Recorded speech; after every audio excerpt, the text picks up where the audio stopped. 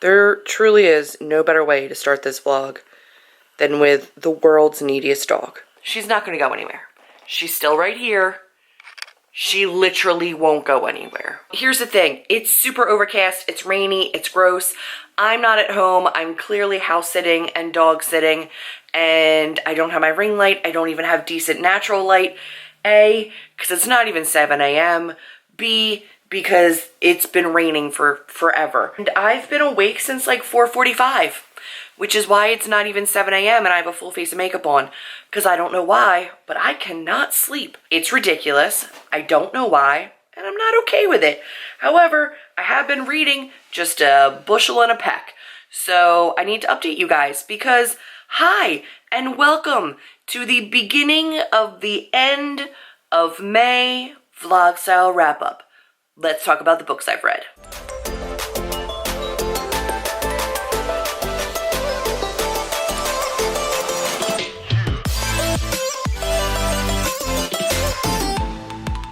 Okay, so after that crazy intro, I need to update you on a couple of the books that I've read because I've actually read a fair few of them, which is good. That's awesome. We're doing well. Today is the 17th. My vlog wrap up for the first part went up on the 14th. And what have I finished? I pulled Come Back to Me by Mila Gray.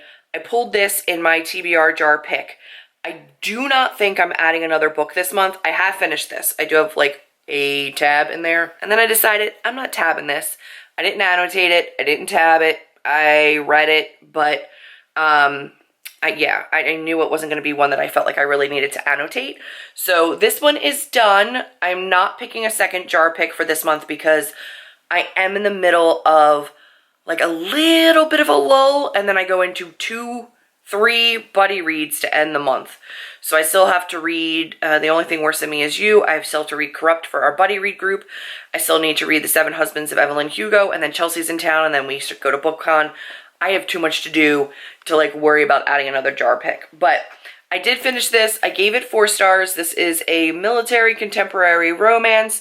At the beginning of this book, that you know that either her boyfriend or her brother has died, and they're both serving overseas in the Marines. And her brother and her boyfriend are best friends. So it's like supposed to be a smidge of a taboo romance. Her father hates the best friend. Turns out there's a whole reason for that. Part heart-wrenching, part floofy. So not bad. It was decent. The sexy time was not like insane. She's 18. I think he's 21 or 22. I think there's like 21 maybe. I think there's like a 3-year difference. Not a ton, but it was like a solid 4-star because there was a little bit of meat to it besides just the romance. I also finished my audiobook for A Conjuring of Light, which is the 3rd of the Shades of Magic series by V.E. Schwab, or Victoria Schwab. What does she go with for that series? I don't freaking know. But I listened to that in audiobook, but I do have a physical book, which is back at home. I didn't bring it with me because I just finished in audio, so I will put up the cover. Oh my gosh. I gave the first book 4 stars, second book 3 stars, third book 5 stars. I wasn't in love with the series book 1. It was okay. It was a lot of world building, just trying to get used to everything, but I enjoyed it. Book 2, I really questioned. Like, I did not get it. I thought the pacing was weird. Nothing was happening. It felt really stagnant to me. Wasn't getting kind of like the romance and the character development and the plot development that I wanted in book 2. Book 3 more than made up for it. I read the UK paperback version, or I own the UK paperback version, which was 666 pages. That's what I'm counting as my read. Because I did kind of go back and forth. Like, I followed along in the book while I was listening to the audio and like marked the bookmark through the pages. Bawled my eyes out driving to my sister's to babysit my niece, listening to like one scene in there. It was emotional. It had the romantic punch that I wanted it to have. Like, I finally got some relationship building between some of the love interests. I finally got relationship building between like parents and siblings. Just everything. It was finally everything I wanted. Plus there was finally like conflict and an actual battle that like made sense and the stakes were higher and everything kind of came full circle and came together. I thought it was brilliantly done. I loved the end of that series. Seriously enjoyed it.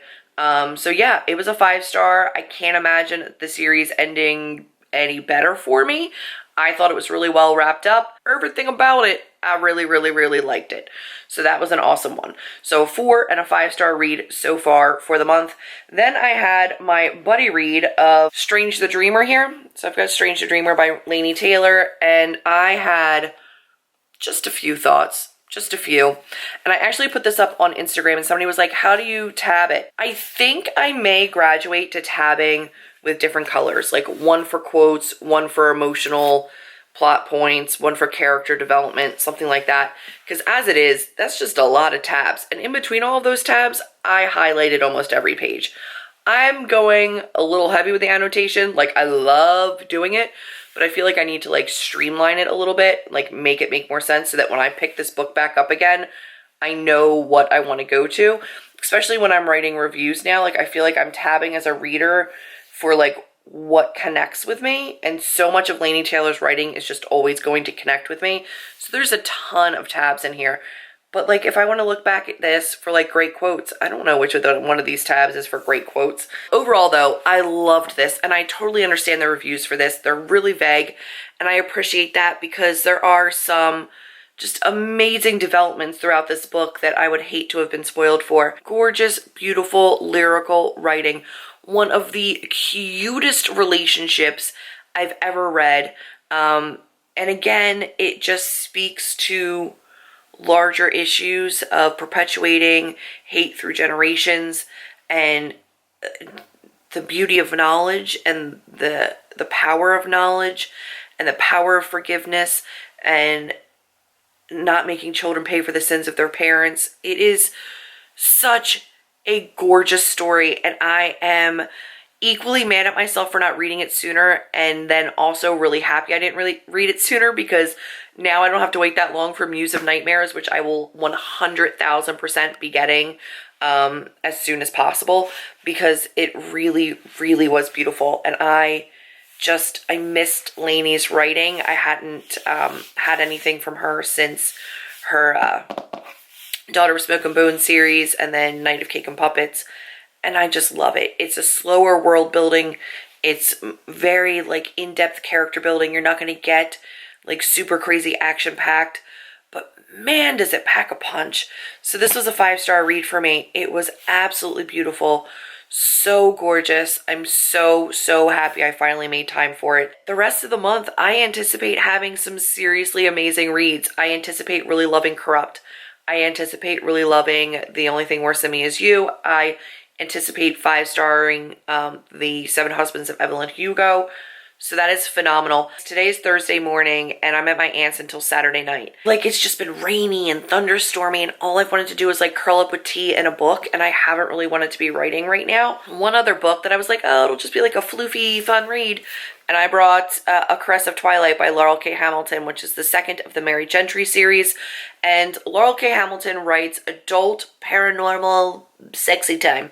She did the Anita Blake Vampire Hunter series, which is super sex positive, really, really smexy. This one is mainly fae. You get like the Seelie and the Unseelie. You get, you know, the whole fae structure that you kind of know. And then she adds like just a super crazy sexy spin on everything, because that's just how she rolls. So I'm not very far into this. I'm on page 86. And I do feel like I will probably finish this before I head home, because it's my only book that I have and I know I'm going to want to read. So that's what I'm reading right now. I finished 3 books since my last vlog. Don't wake the beast. Never wake the beast. Also, if you follow me on Instagram and you see my Insta stories, and you've already seen her because I've been here for a couple days, and a couple of you were like, oh my gosh, Falkor is the best name for a dog. She looks like the Luck Dragon from the Neverending Story, so I call her Falkor. But that's not her name. It's Haley. That's it for now. I'm going to go and make myself breakfast because, what time is it? It is 7:26 and your girl's hungry because she's been up for hours. The sun is coming up a tiny skosh. Like, the sun is actually just rising, but it's still overcast and raining. So, sorry about the lighting. You're going to get weird lighting while I'm here, at least till I get home to a ring light. Really quick update. I am here with a little bit of a vlog style wrap up for A Caress of Twilight by Laurell K. Hamilton. I think at this point, I'm probably going to let the series go unless my library has it, or unless I can get it for free somewhere. I don't think I'm going to pay more for it. It wasn't horrible, but it wasn't great. This one centers around somebody much like Anita. She is the heir to the Unseelie throne, and she is a queen of, or a princess of flesh. Essentially, she gets power from sex and physical connections, much like Anita with her vampire hunting skills and whatnot. She essentially needs to get pregnant and secure the throne. The only way to secure the throne, whoever gets pregnant first or gets somebody pregnant first secures the throne. So she's just got this like tribe of warriors that protect her and mate with her and have to get her pregnant. But she also is a private investigator, and they're doing like cases and solving mysteries and fighting magical people. I don't know. You would think like Faye I'd be like all in, but it really didn't have that much sexy time. It was a lot of Faye politics and a lot of like Faye bad guys. Anita Blake started off kind of plot heavy and then descended into only sexy time. So I guess leaving off at that one when it was like just sexy time, I was kind of expecting more sexy time from this and I wasn't getting it.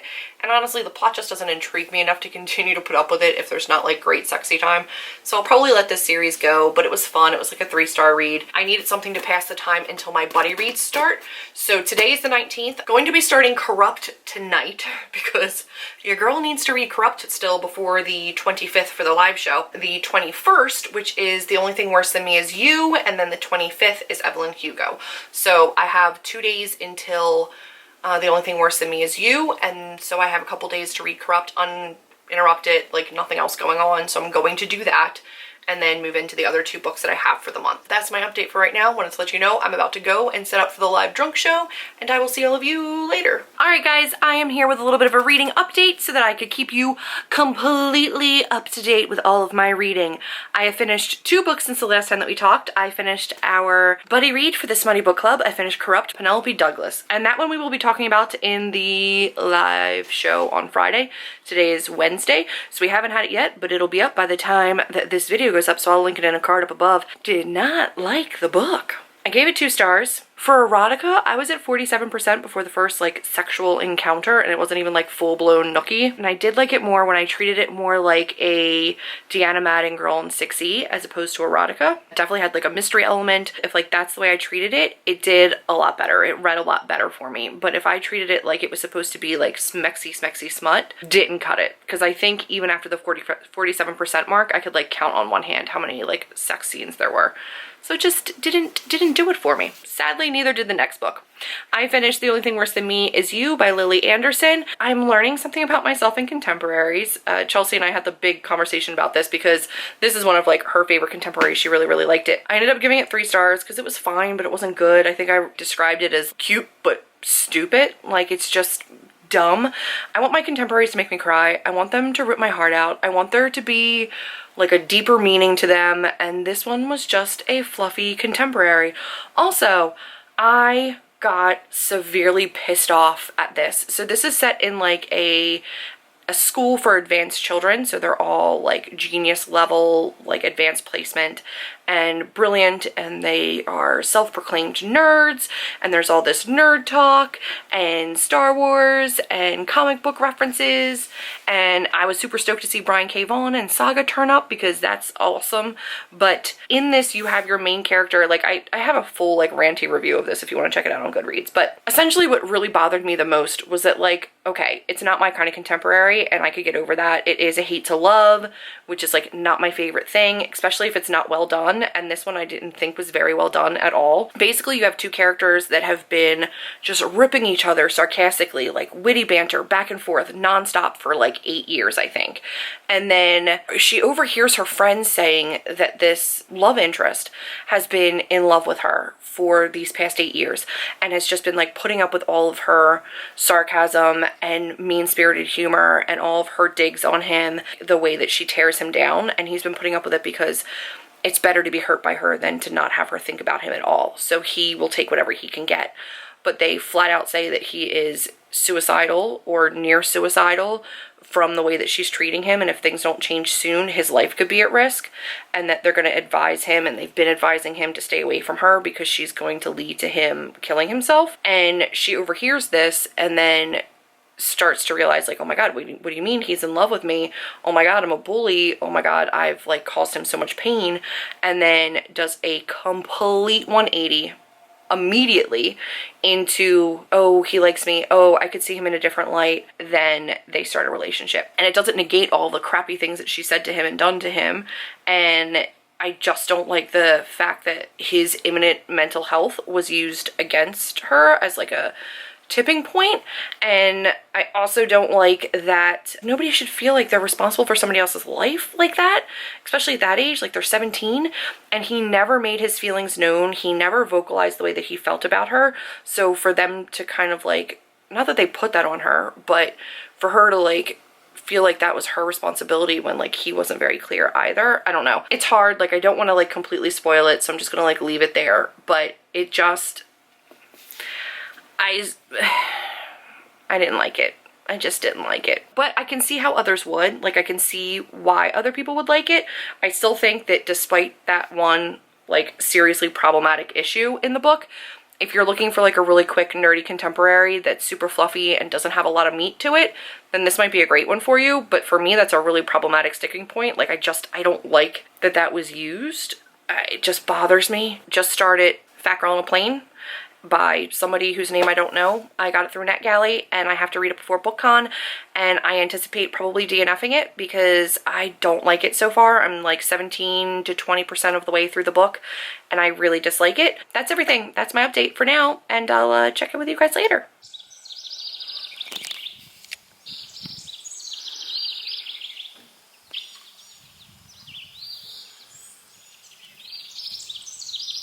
Oh, hello, friends. I am here with the last of my update for my May's reading. It is almost time for BookCon. It is almost time for Chelsea to be in town. I finished 2 books while I've been up here, and I just wanted to update you because I know when I get home, I've got cleaning to do, unpacking to do, prepping to do. So I wanted to update you on the 2 books that I read because I ended up really enjoying both of them. The first one is one that I will put a cover up for, and that is How to Make a Wish by, oh my god, I don't remember the name. Nope, not gonna come to me. But I'm gonna put up the cover, and it's one that I've been looking at for a while and just never gotten to. I finally read it while I was up here because I was like, I just want like a summary read for up here while I'm hanging out. It was super rainy. It was supposed to be like pool days, and instead it was a lot of rain. It was like the weekend for biracial and bisexual characters, and it was freaking amazing. I gave it 4 stars because there was still some like stuff in there that I didn't love. There was like a really toxic, really harmful daughter-mother relationship, and I felt like the one friend's mom was like a grief counselor and was like trained in this kind of stuff and really didn't do what needed to be done to step in and help her. And I know that a part of that had to come when the daughter was ready to accept help, but she was still a minor, and really somebody could have stepped in for this poor kid. Other than that, it was a 5-star read, so I ended up with 4, and that was about a bisexual girl who falls in love with a biracial girl, and it was really adorable. It still had the kind of depth that I want in a contemporary. It still had, like, not trauma, but like the tears. You guys know I like to cry. So the love interest has just lost her mother, and her father was never around to begin with, so she's living now with her mom's best friend, who is the mother of the best friend of our main character. And Grace is living with her mom, Maggie, and Maggie's a hot mess. She lost Grace's dad in Afghanistan when Grace was 2, and she's just kind of never gotten over that. She wasn't ready to raise a kid by herself, and she's just a shit mom. She's really not a good situation for Grace. But then Eva comes into town, and the 2 of them kind of strike up a relationship, and it's, despite knowing that she was bisexual, it's Grace's first relationship with a girl, and I believe it's even Eva's first, even though she identifies as a lesbian. So, it was just a really sweet story. I enjoyed it a whole bunch. So that was a win. Another win this weekend is no surprise, and that is Taylor Jenkins Reid's The 7 Husbands of Evelyn Hugo. This was a buddy read on Twitter. Thank you to everybody who read with me, and I ended up loving this book. This was a 5-star read for me. I'm not surprised it was a 5-star read. That bird has no respect. I'm mad because I didn't have my tabs and I didn't have my highlighters up here, so I didn't annotate this, but I do think it's one that I'm going to read again, and then when I read it again, I can annotate it. It had gorgeous writing. This is about Monique, who is an up-and-coming journalist, and Evelyn Hugo, who is an old-timey Hollywood movie star, who's still very relevant up into her, I think she's like late 70s. And Evelyn chooses Monique to tell her life story about the 7 husbands she's had and what she had to do to stay relevant in Hollywood, and kind of this big secret that she has, and she's ready to come out and share. And Evelyn is not a nice person. She's incredibly gray. She's incredibly self-centered, but she's also so, like, refreshingly unapologetic about what she had to do to protect her family, protect her loved ones, and to protect her career. And it really is a story about a found family and a chosen family, and the things that you sacrifice and the things that you'll do for love and for your children. Absolutely engrossed in Evelyn's story. And I was engrossed in the way that it was teaching Monique hard life lessons that maybe she didn't want to learn, but she needed to learn about her own life because she was going through her own divorce. And you start to sympathize with Evelyn, and then, you know, something happens at the end, and you still, you know who she is. She's very unapologetic about who she is. So even when the end comes, you're like, you feel anger, you feel, you know, there's a lot of emotions. And I cried. I knew I was going to cry. I didn't like blubber ball, but I cried. And it was still just a fantastic 5-star read. The writing in this is phenomenal. I can only assume that the representation in this is phenomenal as well. Monique, the main character, is a biracial woman, and then Evelyn is a bisexual woman, and it was just really, really phenomenal. So, dog on the loose. It was a 5-star win for me. I'm going to get home and edit all this together and try to have my wrap-up for the month up before Chelsea comes into town. So that's my goal. So hopefully you guys had a good reading month in May. I know I did. I had some flops earlier in the beginning of this month, but this one was really great. I feel like I ended it on some really high notes. I'll probably pick up a book or two before June starts, but I know I'm not going to finish anything with Chelsea coming into town and getting ready for BookCon. So that's just my update. That's everything. So if you like this one, be sure to give me a big thumbs up, click subscribe, and I will see all of you in my next video. Bye, guys.